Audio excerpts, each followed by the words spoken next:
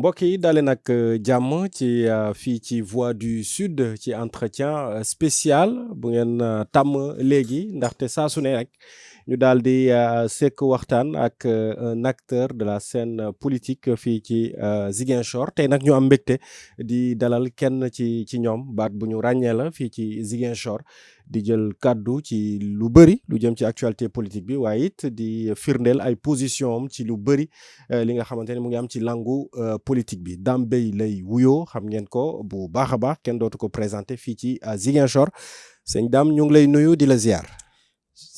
Souleymane maa lay delloo nuyu may wax ni pël bi kat léegi dégg na olof bu baax a baax di la ziar di nuyu auditeurs et auditrices yi ak ñëpp ñi nga xam ni ñu ngi suivre à travers vos zones am vraiment di am plaisir encore di partager un plateau ak yow. waaw xam nga nag pël du toog benn place pël boo xamante ni dem naa fu ne ci Sénégal moo tax it xëy na ma mën ko waxee noonu Dame bu ñuy wax Dame xëy na dinañu waxtaanee politique waaye lu njëkk ci li ñuy wax mooy sa bokk ci Casa Sport muy club de football di sport ñu gis li nga xamante ne jaloore la Sénégal def ko yàggul dara fële ca Maroc ca Rabat mooy ñaareelu bidéo bi ñu am lan mooy sa yëg-yëg ci loolu ak lan nga ci jàngat.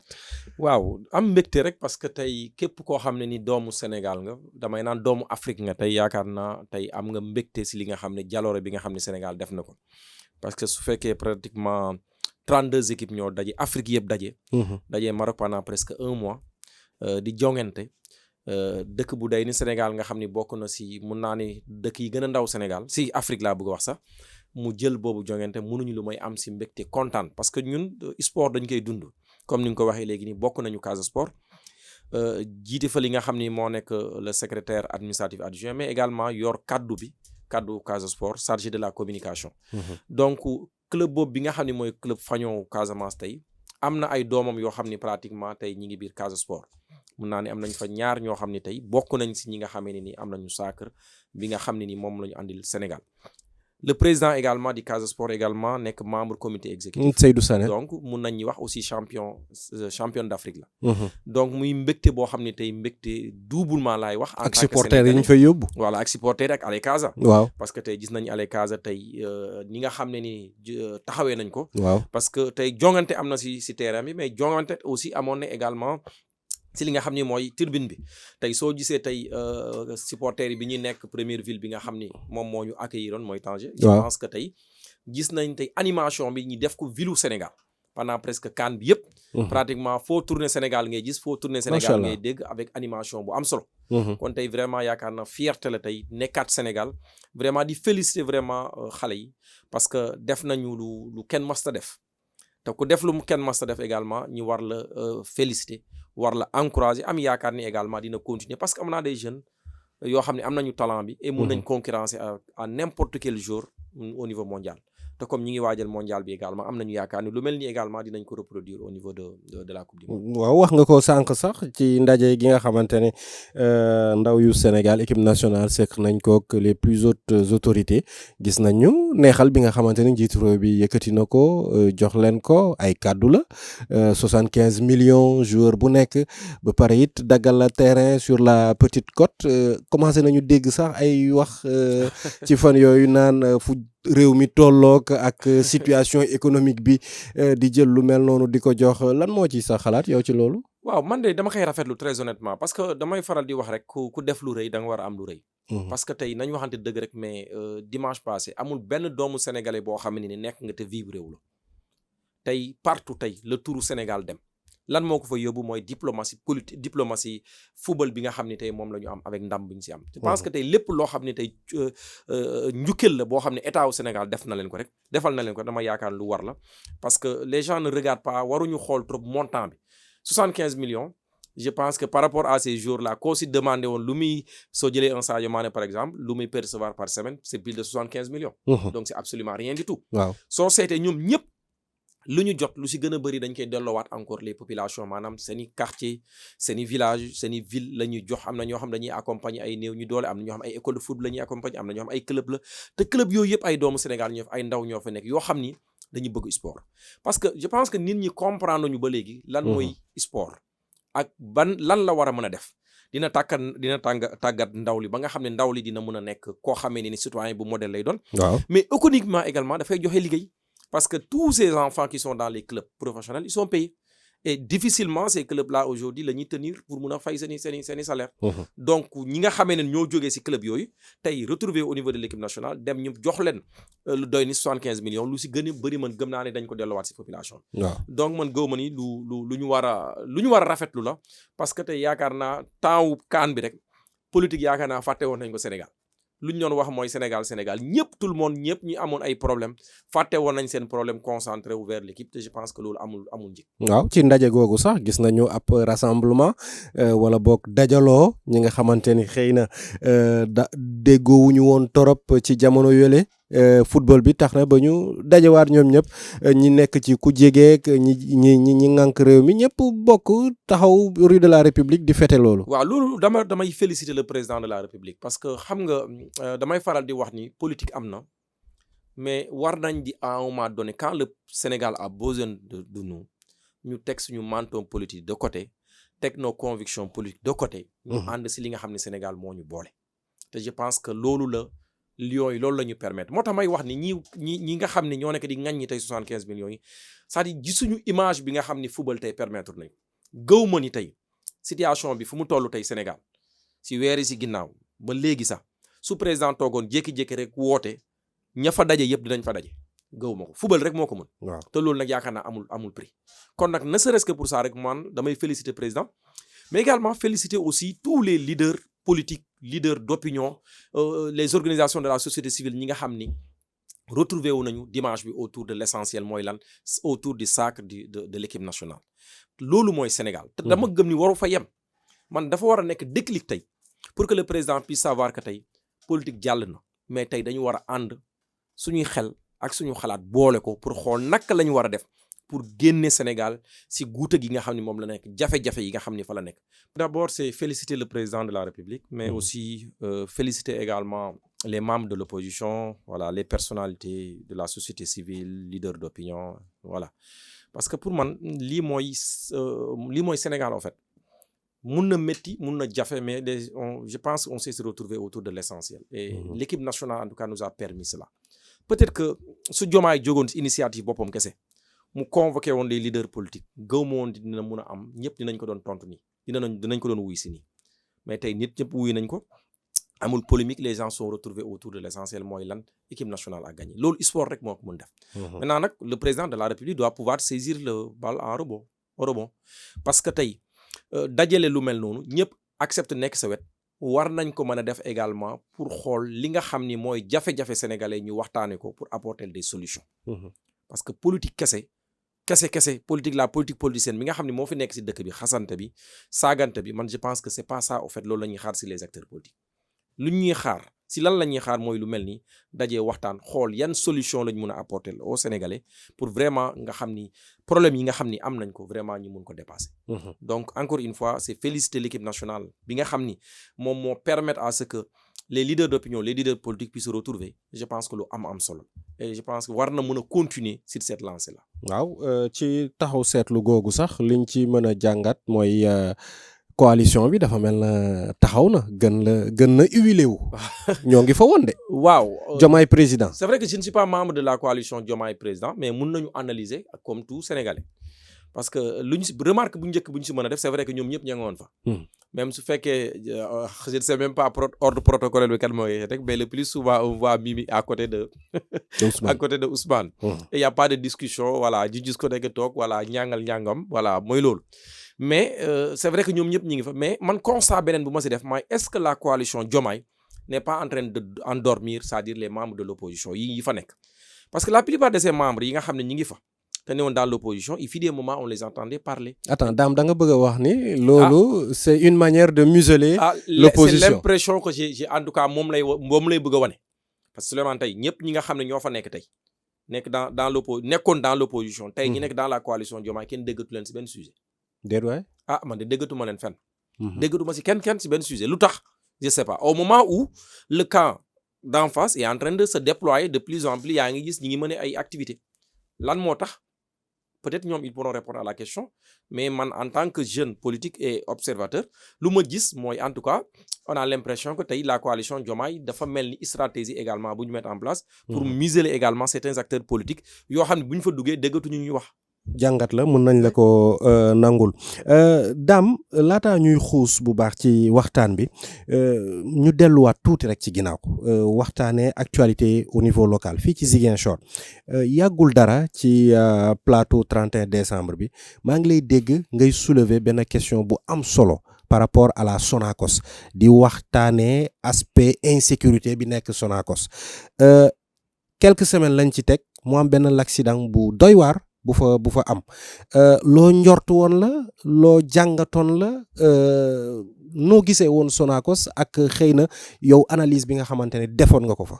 waaw effectivement Souleymane damay massaw d'abord ñi nga xam ne ñoo fa gaañu parce que vraiment am na ko ñaar ñoo xam ni pratiquement perte nañ si ay cër maanaam dañ leen amputé am na koo xam ne tànk bi la ñu amputé am na koo xam ne benn baaraam bi la ñu amputé ay ñu nekkoon ay ñoo xam ne nii boromi njaboot lañu.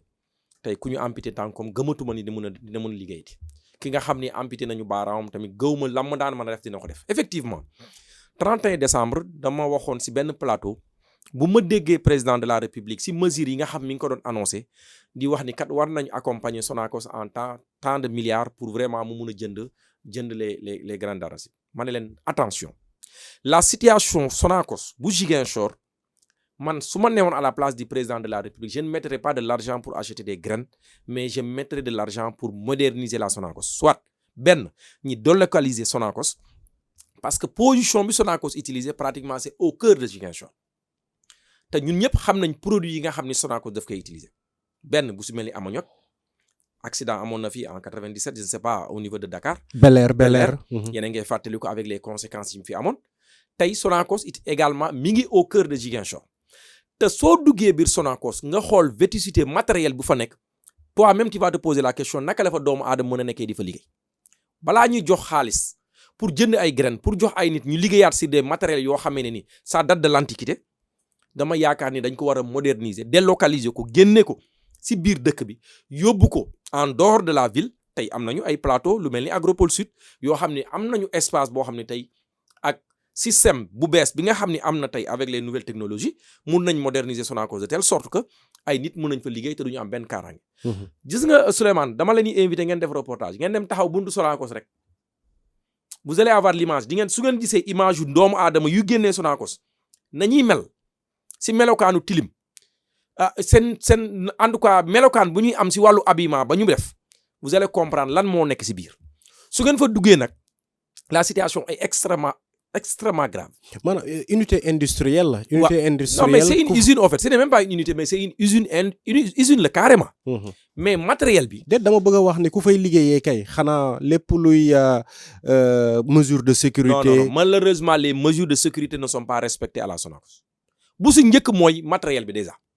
mais xam nga matériel bi d'abord matériel mënul aar kenn c'est-à-dire matériel boo xam ne ça date avant indépendance. quand soo duggee Sonacos yaa ngi gis ndox buy génn fii ndox bu produit yi circuler ici courant bi di couper de gauche à droite machine yi di fay ay nit manuellement la ñuy dem utiliser pour dem mën a defar machine da ngay gis bu def benn tour mu fayaat ouvrier yi delluwaat mécanicien yi delluwaat électricien yi delluwaat di ko réparer waat pour usine bi mën a reprendre ses activités mais loolu moo tax accident bu am nii mu am ñoom dañu dugg réparer lu ñuy réparer di génn porte bi tànc leen mu am fa waaw malheureusement.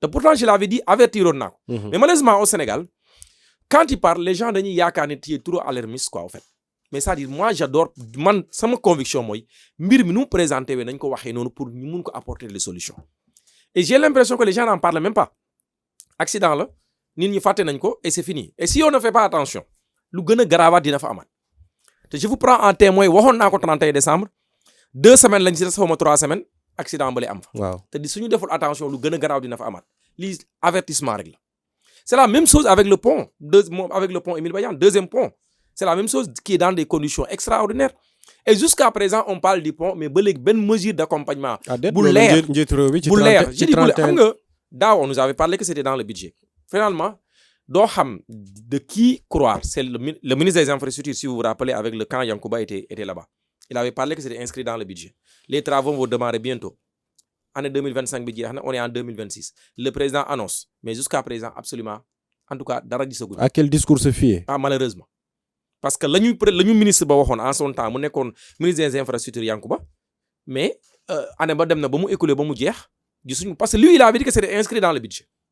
Mais si c'est inscrit dans le budget ça veut dire que les fonds étaient déjà mobilisés sont dans le budget malheureusement donc suñu toogee ba fin d'année 2025 rien n'a été fait le président encore mu ñëwaat defaat ñu annonce ñi ngi tey bientôt fin mois janvier mais ça pose problème. Donc moo tax may wax ni nañu jël les choses en main avant que des choses l'irréparable en tout cas mu fi xew. Sonacos ça demeure il y a 2 personnes qu'on a amputées là-bas te xamuñu lan moo fay xew suba encore au moment aujourd'hui on est en train de mettre de l'argent pour acheter des graines alors que depuis daaw ba léegi gerte bu daaw bi ba léegi am na lu fa des ba tey eggale wuñ ko mënu ko absorber parce que matériel bi yëpp dafa yàgg capacité am bëriwul te suñu defal attention ba bombe à retardement laa fi waxoon de moo fi ñëwaat encore te damay ragal cette fois-ci su amee lu fa xew jëyee su fay am du yem rek biir Sonacos ça risque de continuer mais soo fa demee même l'air pollué mais soo demee au centre ville su Sonacos di rouler ces machines là suñuy tourner kenn mënu fa noyyi mais est-ce que ça c'est bon pour la santé des personnes. yow daal jàpp nga ni dañ ko war a toxal délocaliser ko benn. ñaar ñi moderniser les machines.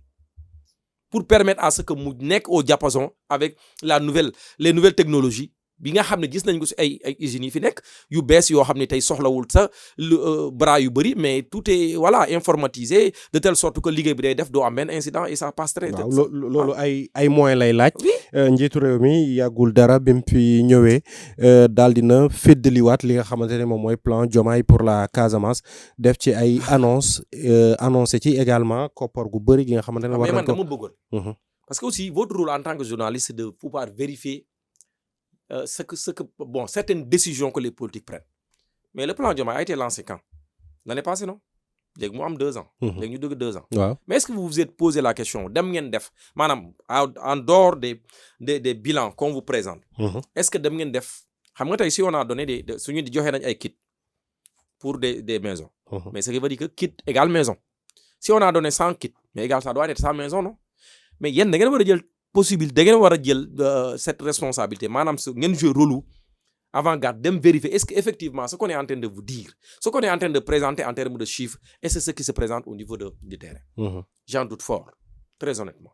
Quel est ton point de vue par rapport à ça? Je pense que le plan Diomaye pour le moment n'est que slogan rek bu ñu teg la mais en termes de contenu pour le moment amagul li nga xam ne moom la ñu fay xaar parce que le plan Diomaye en général avant ñi am activité ils réunissent pratiquement toutes les organisations yi nga xam ni ñoom ñooy nekk au niveau de la base. Ils capitalisent tout ce qui est leur réalisation. Mais en termes de moyens moi je pense qu'aujourd'hui si le président de la République comme nu mu ko waxee tuddee na ko boppam plan Diomaye pour la Casamance mais ñun fii tout est urgence encore une fois tout est urgence et je salue également son directeur parce que vraiment il est en train de faire des efforts. Mais en termes de moyens est-ce que les moyens ont été donnés comment on appelle à ce plan-là pour permettre à ce que mu mun a dérouler exactement comme nous mu ko bëggee pour réaliser les activités. Ça c'est une interrogation et je vous invite vraiment à aller sur le terrain et vérifier est-ce que réellement les chiffres qu'on est en train d'avancer loolu moo nekk sur le terrain. Dambey qui se transforme en rédacteur en chef de médias liggéey la boo xamante ni ñëpp a ngi koy def te defe naa aussi fii ci Ziguinchor journaliste ñooy def liggéey bu am solo ci gëstu gi waaye it di indi ay xibaar yi nga xamante ni xëy na dina gën a leeral ñin ñi ci mbir moomu ñu gën a xuus ci waxtaan bi daam parce que am nga aussi foo bokk moom mooy RSD TDS des fois damay ne daam ñu bëri dañuy jaawale daam ndaxte am na ñu koy bokkale xëy na APR am na ñoo xamante ne dugal nañ ko ci biir Benno Bokk Yaakaar loolu ñëpp xamoon nañ ko waaye tey RSD TDS daam loo fay def. Très bonne question. Sinon, je pense que day baax pour ñuy leeral nit ñi parce que xam nga la coalition Benno Bokk Yaakaar cette coalition c'est une coalition c'est pas un parti politique. Une coalition est formée de partis politiques mais également de mouvements de soutien etc. Ñun on était dans la coalition mon parti qui s'appelle le RSD le Rassemblement pour le socialisme et la démocratie. di fàttali rek parti la bu Robert Sagna sanc demoon élection présidentielle nekkoon 3e en 2017 si ma mémoire en 2000 en 2007 effectivement. Donc bu ñuy dem élection présidentielle en 2012 nous on était dans la coalition Benno Siggil Sénégal ñoo ko sampoon Moustapha Niasse ne woon suñu président mais li nga xam ni opposition bi en son temps face à Abdoulaye Wade la moom la décidé woon moo nekkoon le candidat le mieux placé au deuxième tour ñëpp dañ koy dem accompagner effectivement Macky 2012 moo amoon mais bu ñuy dem élection Wade génn première Macky génn deuxième on a mis en place la coalition Benno Bokk Yaakaar et nous on est devenu membre de la coalition Benno Bokk Yaakaar on a accompagné le président de la République on a gagné les élections on a gouverné avec lui jusqu'à ba ñu perdre élection yi mais bu ñu perdre élection bi la coalition Benno Bokk Yaakaar mandatam jeex na c'est fini pour la coalition Benno Bokk Yaakaar donc toutes les structures maanaam parti politique mouvement yu nekkoon dans la coalition Benno Bokk Yaakaar ku nekk da nga delluwaat sa parti dem liggéey jiwaat préparé wu pour jëm élection donc man dama delluwaatee sama parti parce que musuma fa jóge mais comme t'étais dans la coalition Benno Bokk Yaakaar mu amoon ay ndomba tànk yu ñu la joxoon j'étais le responsable des jeunes de la coalition Benno Bokk Yaakaar donc on parlait que Benno Bokk Yaakaar naturellement locomotive bu Benno Bokk Yaakaar c'était l'APR c'était le parti au pouvoir donc les gens pensaient que tous les partis yoo xam ne ñi ngi woon Benno Bokk Yaakaar étaient assimilés à l'APR mais je ne suis pas membre de l'APR je suis membre de la coalition j'étais membre de la coalition Benno Bokk Yaakaar et la coalition Benno Bokk Yaakaar après les élections présidentielles coalition bi jeex na et tout le monde est retourné dans son parti et ku nekk yaa ngi jéem a liggéey pour préparer les élections à venir Dame naam ñoo ngi préparer élection à venir waaye yow gis nañ la ci njëlbeen yàggul dara nga sëkkoon liggéey ak le maire de Ziguinchor Djibril Sonko mu taboon la fi def la fi ku jege loolu ONG yi mu doon it nomination boo xamante ni ñu bëri ŋaññi nañ ko ba à la fin sax nga mujj fa jóge dama bëggoon nga dellu si un peu sur cette relation là nan la fa demee woon ba li mujj am mu daal di am.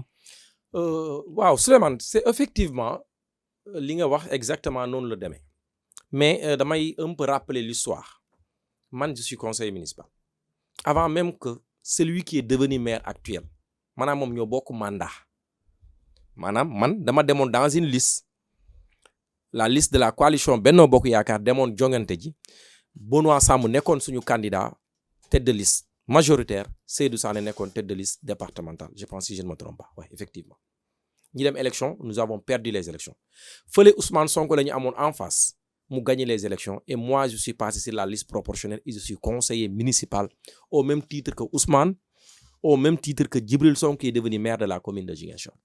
Donc pendant tout ce temps que Ousmane était à la tête de la mairie de Ziguinchor j'ai siégé au conseil municipal en tant que conseiller. Donc j'ai travaillé, j'ai continué à faire mon job de conseil. Maintenant, quand le nouveau maire, quand Ousmane a démissionné, bu ñu ko nommé premier ministre, mu démissionné, d'ailleurs ça mu naa ne dafa daw parce que il a fait à la tête de la commune de Ziguinchor pendant 2 ans. Avec des promesses, on a vu lancement beaucoup de projets et de programmes. Yoo xam ni tey amul kenn koo xam ni pendant ces 2 ans que Ousmane était à la tête de la commune de Ziguinchor gis na si benn réalisation boo xam ni am na. Yow son plan broc. Yow nag tu aimes t'attaquer. Non pas attaquer c'est pas j'aime m'attaquer. Moi je parle. Non man dama xamul nan ngay waxee ni que Ousmane dafa daw. Il a été à la tête de la mairie de Ziguinchor. Waaw la preuve bu ñu ko nommé aussitôt le démissionné. te bu muy démissionné même la plupart de ses membres ne savaient même pas qu'il avait démissionné parce qu'il était tellement pressé de jeter la patate chaude mu dem. Et tu considères que c'était une patate chaude. Mais bien sûr parce que Ousmane su taxawee mu ne wax Ziguinchor waaye avec promesse yu mu joxe yëpp avec son broc lu mu wax yëpp si broc bi woo nit ñi fële wax présenter des projets et programmes en 2 ans amul benn brique boo xam ne teg nañ ko. sur ces projets jamono jooju nag bàyyi woon leen ko mu liggéey. non mais là n'empêche que la commune de Ziguinchor a augmenté son budget pendant ce temps-là donc l'argent était là donc c'est pas un problème. mais même bu fekkente ni ressources yi am na. jamono yooyu c'était très compliqué pour lui. ci ay procès di dem di ñëw affaire yooyu. Souleymane dama la jàngal management quand il y a une équipe sur le manager il est bon il est là où il n'est pas là les choses avancent il travaille c'est une équipe. Vous ne pouvez pas avoir une commune où vous avez 16 adjoints au maire mais le maire la plupart des communes les maires ne sont jamais sur place mais il laisse une équipe ñu manager à distance qui est capable de gérer les choses. Donc, c'est juste une parenthèse. Bon, pendant ces 2 ans-là, j'ai siégé au conseil municipal. J'ai défendu l'intérêt des Ziguinchorois. Quand le nouveau maire est arrivé, quand il a été élu, mooy Djibril Sonko, que je rappelle qu'il est un frère, ñoo bokk benn quartier, yaayam ak sama yaay doon ànd. Quand il a été, bu ñu ko falee maire de la commune de Ziguinchor, moi j'ai accompagné la commune naturellement, parce que pour man Ousmane dafa am discours bu am solo bu mu waxoon suñu premier conseil municipal en disant que dès l'instant qu'on franchisse la porte, il regarde plus celui qui est de Pastef ou celui qui est dans un autre parti, il regarde les conseillers comme étant des représentants des populations de la commune de Ziguinchor. Dès lors, je me suis inscrit dans cette logique. su ma nekkee conseil municipal, je cherche même pas à savoir na ban coloration politique la bokk, mais je me considère comme étant un jeune de Ziguinchor qui est là pour apporter des solutions pour les difficultés en tout cas des Ziguinchorois. Et loolu laa fa nekkoon pendant tout ce temps-là et jusqu'à présent. Moo tax personne de défi qui que ce soit mu mus a dégg dans mon discours mu nekk un discours purement politique politicienne. Ça a été toujours un discours politique. Je fais bien la part des choses entre discours politique politicien et un discours politique. Est-ce que lii du le politiquement correct moo tax nga koy Non, wax? c'est pas un peu, mais là-bas bon, je pense que les discours xam nga tey heureusement que lépp lu fi waaye wax am nañ possibilité pour dem vérifier parce que les enregistrements sont là. Mais allez revisiter mes déclarations au conseil municipal. Vous allez comprendre. Donc, j'ai aussi toujours travaillé avec les ONG. C'est vrai que beaucoup de gens me connaissent en politique. Mais je peux dire 95% de mon temps, c'est pas avec la politique, mais je le fais avec les organisations de la société civile. La preuve, hier, le mercredi et le jeudi, j'étais en atelier avec l'ensemble des organisations de la société civile qui travaillent dans le cadre de la paix. Mais pourtant, c'est des gens avec qui j'ai travaillé pendant 12 jours. On est ensemble et j'ai tout le temps travaillé avec nous. Le maire, quand il est arrivé à la tête de la mairie de Ziguinchor, je les ai mis, dama ko mettre en contact avec beaucoup d'organisations. Te loolu demandé wu ma si woon dara. Ci suuf laa ko doon mettre en rapport avec des organisations pour accompagner sa politique au niveau de la commune de Ziguinchor. Je suis resté un bon jour, vers 18h, à pareille heure d'ailleurs. J'ai reçu une lettre confidentielle sama kër. Un agent de la mairie andil ma ko. J'ouvre la lettre, je vois que j'ai été nommé chargé des relations avec les ONG au niveau de la commune de Ziguinchor. C'était le 12 février. Le 12 février, pratiquement, ñu nekk à la veille du mois de Ramadan ak mois de Carême. Donc, je ne pouvais rien faire. Quand j'ai reçu la lettre, me lire ko, j'ai tenté de joindre le maire, j'ai pas pu. Il était en dehors du Sénégal. Je lui ai envoyé un message, laaj ko mu ne ma il est en dehors du Sénégal, me féliciter, remercier ko si le choix porte sur ma modeste personne. Ma xaar ba mu ñibbisi. Xam nga madame ñoo dëkk kër bëgg koñ. Je ne l'ai pas trouvé chez lui, je suis allé à la mairie, j'ai demandé à une audience pour rencontrer le maire. Et je l'ai rencontré. J'ai dit, monsieur le maire, j'ai reçu la lettre. Je voudrais savoir qu'est-ce que vous attendez de moi. Lan ngay xaar si man. Il m'a expliqué les missions lu tax. Faluma parce que je suis un jeune frère. Joxuma ndomba tàng parce que voilà dama ko neex. Non, parce que dafa gis ni domaine boobu mun naa ko si apporter quelque chose à la commune. Ma ne ko ok. Ma ñëw toog définir un programme. Mois de février ma xaar mois de Ramadan bi jeex ak Carême bi jeex ma def première activité mooy j'ai convoqué toutes les ONG, toutes les organisations non gouvernementales qui interviennent au niveau de la commune de Ziguinchor. Ma convoqué leen à la mairie ma waxtaan ak ñoom pendant presque 4 heures de temps avec les techniciens de la mairie. D'abord lan la porté woon d'abord ñu xam yan ONG ñooy intervenir au niveau de la commune. Waaw. Mun a def également la cartographie des activités yu ñuy réaliser dans la commune mais également lan mooy seen cible ak fan lañ koy defee. De déglu leen ñu wax ñu ñoom lan mooy seen problème avec la commune. Nee nañ ñoom ils travaillent dans la commune de Ziguinchor mais ils ont des difficultés à rencontrer le maire, ils ont des difficultés à avoir la mairie à côté d'eux. Alors que ñoom ils mobilisent des financements. Donc suñu créer poste bi ñoom ils s'en félicitent. Et on a mis en place un plan d'action. Normalement tous les 3 mois on devait se retrouver quelque part ñoom ñoo ñuy recevoir pour évaluer le travail bi ñuy def xool les attentes de la mairie ñoom nuñ koy insérer dans leur programme pour accompagner la mairie mais également la mairie les accompagne à mieux réaliser leurs activités. Le lendemain de cette activité mu am benn ñu génne ko au niveau de la presse poum je vois des gens je me lève un beau jour dama toog rek gis sama les gens m'envoient des messages ay coupures d'écran et je vois ma tête partout. Et ne ma ne bon qu'est-ce qui se passe. Je vois les gens m'insultent, me traitent de tous les noms d'oiseaux. Amul lépp tur bu bon boo xam ne nii traité wuñ ma. Bon, je dis, écoute, c'est vrai que ces gens n'ont pas compris. J'ai entendu les gens dire que je suis payé, et on m'a donné un poste stratégique, etc. Je ne travaille pas à la mairie. La mairie ne me paye pas. Moi, je suis au niveau de la fonction publique, je travaille au niveau de l'État du Sénégal. Je suis au niveau du service régional du commerce de Ziguinchor. Oui, ministère de l'Industrie et du Commerce là-bas. Donc, je ne vais pas laisser mon travail là-bas pour ne pas aller à la mairie. On ne me paye absolument rien du tout à la mairie de Ziguinchor. Je n'avais ni bureau, à au monde ben avantage. Donc, quand j'entends ces gens parler, ni manipuler l'opinion, les gens, voilà, 72 jours, les gens parlent, insultent, etc., etc. Mais au même moment, il y avait des responsables de PASTEF, de la diaspora, qui m'appelaient pour me demander de ne pas démissionner, de tenir et de continuer à faire le travail parce qu'ils sont en train de voir les résultats que je suis en train de faire. Mais je ne voulais pas. Quand j'ai compris qu'en fait, ce qui s'est passé à la mairie, qu'en fait, les gens voulaient juste me servir de prétexte pour pouvoir attaquer le maire parce qu'au sein de PASTEF, il y a des problèmes, il y a des difficultés entre nous. Mais écoute, j'ai dit au maire de me permettre de me désengager, en tout cas, pas de me désengager, mais en tout cas de quitter mon poste et de rester conseiller municipal.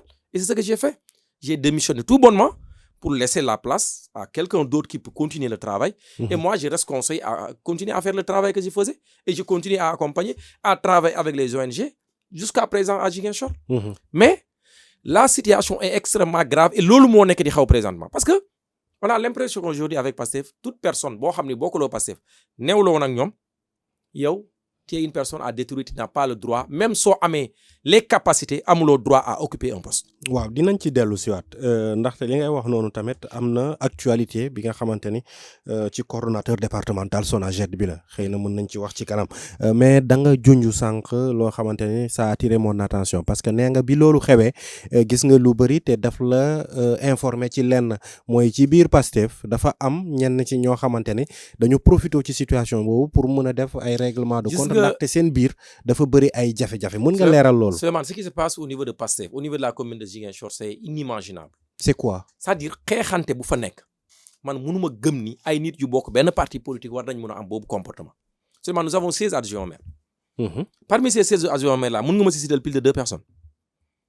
Et pourtant là ñoom ñëpp tous les mois ils perçoivent une indemnité de 200 à 250 000 francs. Je pense que ça tourne autour de comme ça. ñoom ñëpp mais am na si ñoo xam ne ba ñu gëjee teg seen tànk à la mairie de Ziguinchor mënoo xam ñaata mois. Et pourtant jusqu'à présent ils perçoivent leur salaire. Et tous ces adjoints au maire ont des prérogatives maanaam ku nekk am na sañ-sañ bu ñu la jox pour nga war ko def. ci ñi nga xamante ni yàggul dara ñoo doon xeex lu mel ni. mais li ñu doon wax yëpp amul lenn luñ ci gëm. Dame yaay wax lii. maa ko wax et je l'affirme. J'ai dit Souleymane dem leen mener enquête quels sont les adjoints au maire. yoo xam ne tey ñi ngi recevoir leurs indemnités à la commune de Ziguinchor. yoo xam ne ñi ngi ñëw mairie bëriwuñu ils sont pas nombreux parce que les gens se disent que peut-être sous résultat amee avec ñoom ñoo xam seen yëfu ne la parce que pour ñoom mais moi j'ai dit que ce mandat là c'est le mandat de Ousmane Sonko si ça échoue c'est lui qui a échoué les Sénégalais les Ziguinchorois moom la ñu élire malheureusement donc ñoom suñ fa nekkee ku nekk di xeex sa morom ba tey yóbbee ñu situation bu ñu nekkee en termes de visibilité pour la commune de Ziguinchor Souleymane par rapport ak peut-être les réalisations yu commune bi def mais kenn gisu ko mais lu ko waral parce que ils ont mis en avant tey seen xeex di préparer ay élections à venir des gens se positionnent pour élection à gis nañ fi maire di fi waaye il est en train de di def ay travaux waaw moom la je parle de lampadaires yi mais c'est ce que je dis la visibilité de ça ñu ko waroon a jaay kenn jaayu ko heure bi on a l'impression que c'est comme si ñoom si boppam sa ñoo dàq critiquer le maire quand il sort aujourd'hui tu demandes à un responsable de PASTEF moo ko njëkk attaquer le maire. Et pourtant, c'est un membre de PASTEF. C'est un membre fondateur de PASTEF. Il devait l'accompagner, le soutenir, mais est-ce que le protéger. Est-ce que tamit du tànn bi ñu tànn xëy na Djibril moo indi manque de légitimité boobu. waaw mais xam nga d'abord le système d'abord foofu la parce que xam nga Djibi a été choisi d'une manière Ousmane a été choisi d'une manière directe. maanaam dañuy dem élection ñu ne tête de liste bi ku gagne élection bi c'est lui le maire de la commune de Ziguinchor. Ousmane a été d'office maire de la commune mais su démissionné parmi les conseillers municipaux ku la neex mën nga nekk candidat. Il y avait plusieurs candidats, il y avait 6 ou 7 candidats. À la veille des élections, je pense Ousmane a dit que c'est Djibi son candidat et tout le monde s'est désisté. Il ne restait que lui. Il a fait un vote symbolique, il a remporté les élections. Mais ñoom leur rôle c'est de l'accompagner parce que leur mandat à eux tous. Donc li ñu nekk di gis yëpp tu es en train de nous dire ñii ñëpp d'accord wuñu woon ci choix boobu. Ah bon, c'est l'impression qu'il donne. parce que d'abord bu Djibi di nekk candidat il y avait 6 autres candidats. Donc ce qui veut dire il n'était pas d'accord avec lui. Peut-être que Ousmane a parlé donc tout le monde s'est rangé. Voilà, semble faire semblant de se ranger. Maintenant di xaar élection à venir. yàggul dara tamit gis nañu coppite bi am ci coordonnateur départemental bu SONAGED il y a quelques jours les jeunes de PASTEF def nañu ab déclaration di wax ni ñoom duñu nangu lu mel noonu. ndaxte bàyyi ma daane rek parce que alibi bi moom mooy xëy na am na ñu doon xeexandoo bokk ak ñoom combat yi tey ñooñu dañ leen seppi di indi ñeneen ñi nga xamante ne jàpp nañ ni ñoo ngi bokkoon ci Benno Bokk Yaakaar pour ñu ñëw yilif wala bokk di amee ay responsabilités au niveau départemental. Mais Souleymane, population sénégalaise, je pense qu'on tourne aujourd'hui autour de 18 millions Sénégal. 18 millions. Waaw. Si les 18 millions, il y a que 6 millions ñoo nekk si le fichier électoral. Si les 6 millions yu nekk si le fichier électoral, pratiquement il y a que 3 millions ou moins de 4 millions en tout cas ñoom ñoo voté pour élire un président de la République. Et parmi ces 4 millions, il y a que 56% peut-être de ces 4 millions ou 3 millions ñoom ñoo élire le président Diomaye. Et donc il reste pratiquement plus de 15 ou je peux dire plus de 13 millions de Sénégalais yoo xam ne ay Sénégalais lañu ñi ngi fii voté luñu kenn wala dañ toog nañ jàpp seen jàmbur. Et pourtant ñoom ñooy majorité bi. Maintenant tey su Pastef arrivé au pouvoir c'est parce que Souleymane n'est pas de Pastef. On doit waruñu ko jox poste de responsabilité parce que tey warul am benn responsabilité bu mu war a am au niveau de l'appareil de l'État. Alors que Souleymane a les compétences pour faire ce travail là man gëwuma loolu. Maintenant tey su fi Pastef jógee keneen su ñëwee dafa war a def la même chose mais est-ce qu'on est en train d'imaginer on est en train de réfléchir aujourd'hui phénomène bi lan la ñuy abattre lan la ñuy yóbbu suba. Moi je dis que c'est un précédent très dangereux. Je voudrais demander à ces jeunes de revenir à la région man d'accord naa ni su fekkee ñoom yëpp am nañu compétence ñu xool parce que pour man. conférence de presse bi Tom Mbodj la woon Bassirou Koli ñoom ñoo amal kàddu yooyu. Mais c'est ce que je dis comme ça ces jeunes mais la plupart bon d'ailleurs quand j'ai regardé ñu fa nekkoon bon la mobilisation n'était même pas man du ma ko yaakaaree woon parce que man gëmoon naa ni quand Pastef appel situation bu mel ni comme nuñ ko waxee foofu da doon fees ba kenn am fu mu ba toog mais yow ñu fa newoon sax mën nga leen compter. déet xëy na benn ci. waaw bon waa JPS rek la woon. xëy na waaw mais JPS moo jiite ndaw Ziguinchor yëpp donc cette mobilisation une forte mobilisation. Moi à son temps quand j'organisais une conférence de presse dama doon remplir complexe Obert. C'était une conférence de presse dame. Oui tu connais le format. su ma doon def conférence de presse complexe Obert dama doon remplir complexe Obert fu ma koy defee. waaw c'est les journalistes qui sont conviés. C'est pas les militants. Bien sûr c'est les militants. conférence de presse la ñu wax. Mais quand on parle de conférence de presse ñoom ils ont parlé de point de presse su ñu def conférence de presse kay wala point de presse kay ils ont invité tous les militants. Ils ont fait un communiqué pour inviter mais tout ça c'est juste voilà une digression mais lu ma gëm mooy est-ce que la question qu'on doit se poser est-ce que ñooñu ñu fal est-ce que ñu jox yooyu ndomba tànk est-ce que am nañu compétence bi ou pas wala man dañu war a xool ni daam c'est un acteur politique tout simplement Pastef la bokk amul compétence ñu jox à des postes stratégiques. non Tom Mbodj fii la toog fi nga toog. mu wax ñu lu mel noonu ndaxte moom jàpp nañ ni ki ñu fal te mu bokkoon Benno Bokk Yaakaar nee na moom indiwaat kooku mu occuper fonction. mais comme il est déjà xam nga kooku il travaille xam nga. Sonaged nee na crime la. non mais xam nga Sonaged déjà c'est en interne la ñuy falee ay nit. ñoom ñoo fa nekk te je pense que le gars ce monsieur là ku ñu fal mu nekk délégué départemental au niveau de la commune de Ziguinchor.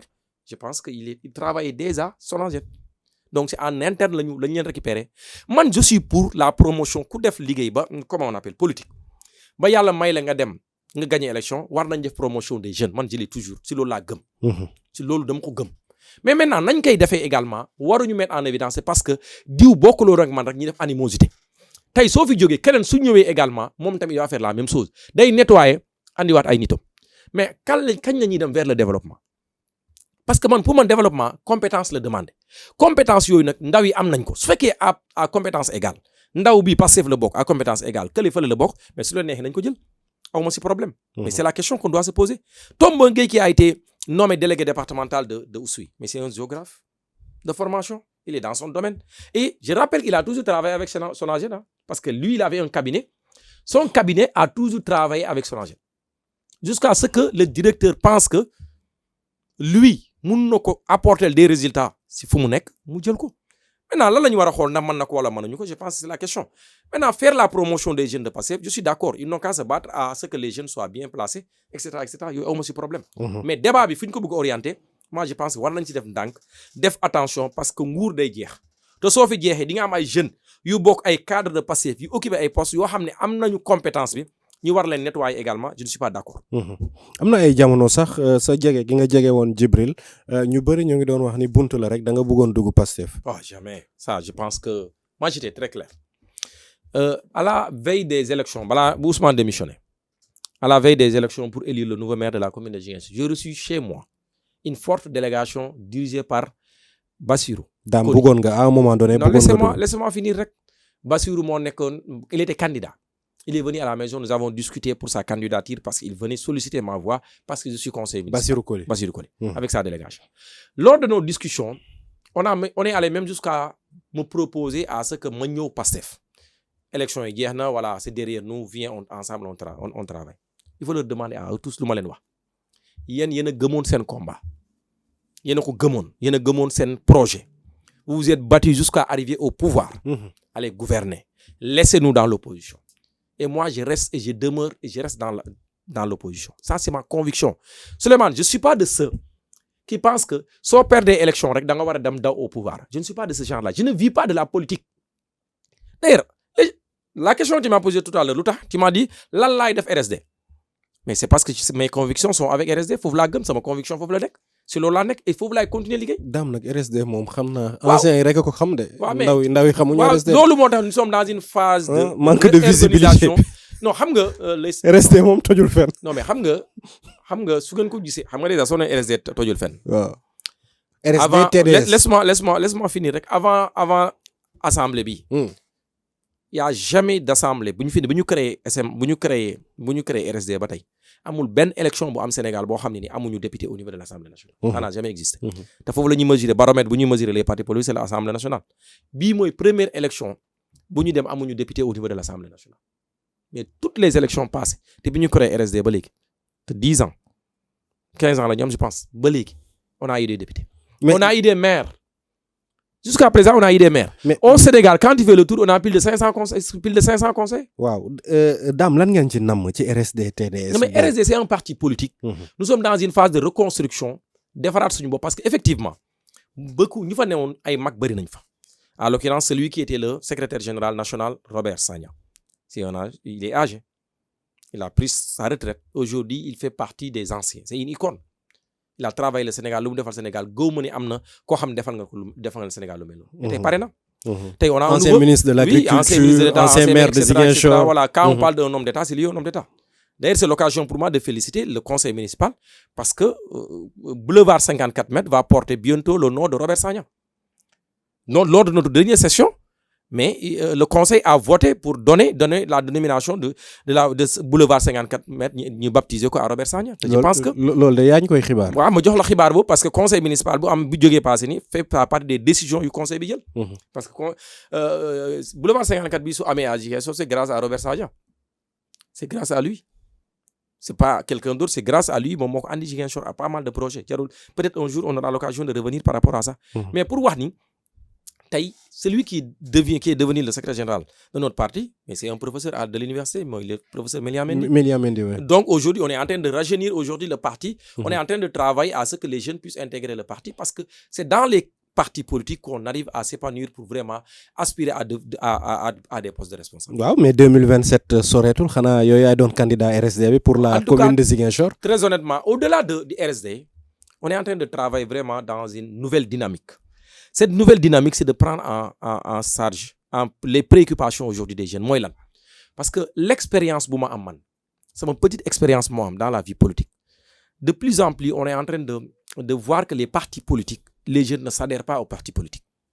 C'est-à-dire, un jeune, il a les compétences, il a tout, mais il est chez lui, voilà, il est dans son quartier, il fait d'excellentes choses, mais malheureusement, ça n'a pas été valorisé. Mais nous, on va aller au-delà de ça.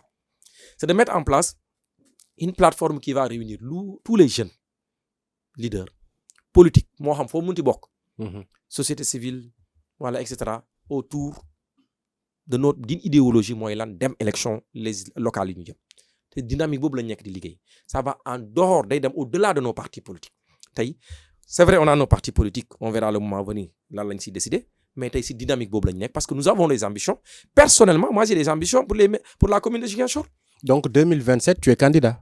Mais bien sûr, il faut compter avec moi. Maintenant, notre plateforme, bu ñu mettre en place, lan lay décider, lan lañ koy liggéeyee suñu si eggee parce que aussi faut pas que aussi tamit les gens se focalisent sur notre maanaam sur ta personnalité rek naanam man rek la l'expérience avec les grands gis nañ ko kenn nanguwuloon moromam jiite ko.